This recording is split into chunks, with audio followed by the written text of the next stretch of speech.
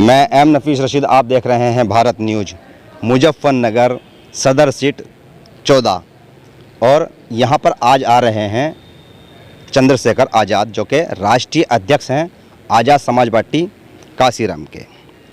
कुछ लोग भी जुड़े हैं मेरे साथ में, इनसे बात भी करूँगा। और जैसे कि मैं लगातार दिखा भी रहा हूँ मुजफ्फरनगर को, और ये जानने की भी मैंने कोशिश की है कि अब के चुनाव में जो प्रत्याशी उतरे हैं अलग अलग पार्टियों से, उनमें से कौन प्रत्याशी सबसे आगे जा रहा है। और मुस्लिम बहुल क्षेत्र बताया जाता है मुजफ्फरनगर, अक्सर बड़ा अहम रोल अदा करती है ये सीट, सदर सीट जो है, क्योंकि जब शहर की सीट निकल जाती है तो लोग कहते हैं कि भाई मंडल का भी प्रभाव हमारे ऊपर ही रहेगा।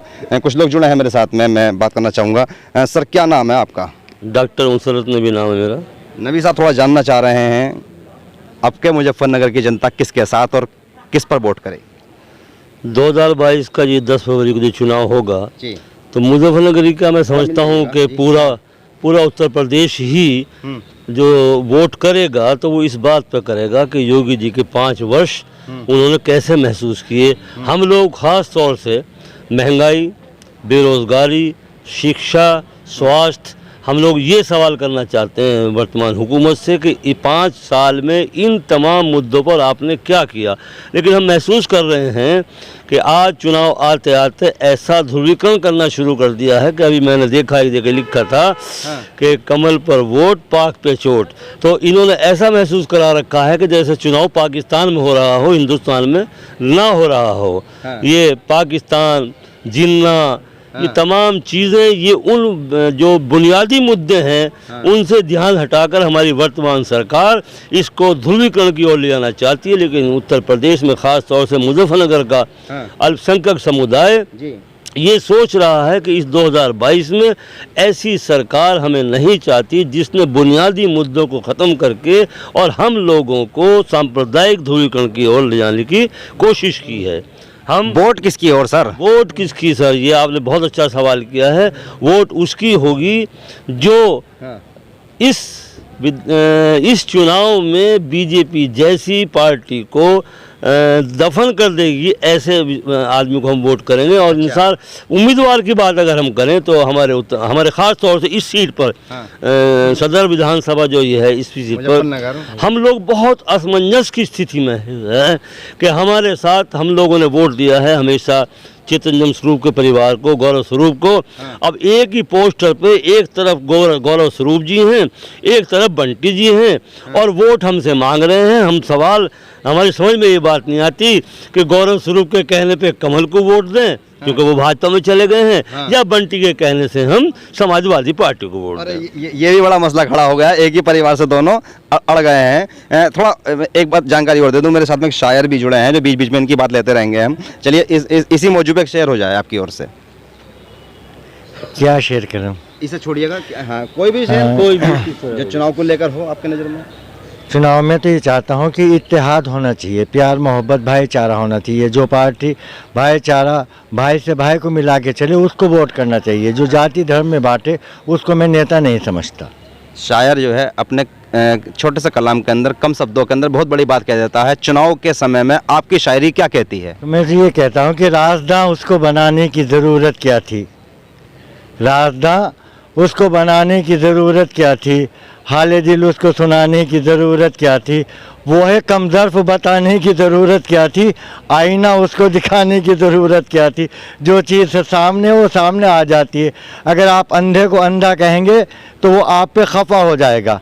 अगर आप उसे भाई कह के बुलाएंगे, आपको मालूम है कि वो अंधा है, लेकिन आप उसको भाई का दर्जा दें तो यक बा यक आपकी आगोश में आ जाएगा और आपको चाहेगा। मैं ये चाहता हूँ कि जितनी भी पार्टियाँ हैं ध्रुवीकरण ना करें, जातिवाद पे वोट ना करें, विकास के मुद्दे पे वोट करें। और मेरी नज़र में आज चंद्रशेखर आज़ाद, जो कि चंद्रशेखर आज़ाद जी हैं, ये हर वर्ग के लिए, हर वर्ग के लिए दिलो जान से खड़े हैं। और मैं भी इनको दिलो जान से सपोर्ट करता हूं और इनके प्रत्याशी परवेज आलम को वोट करूंगा। अच्छा, ये परवेज आलम के समर्थन में आ गए शायर साहब खुद।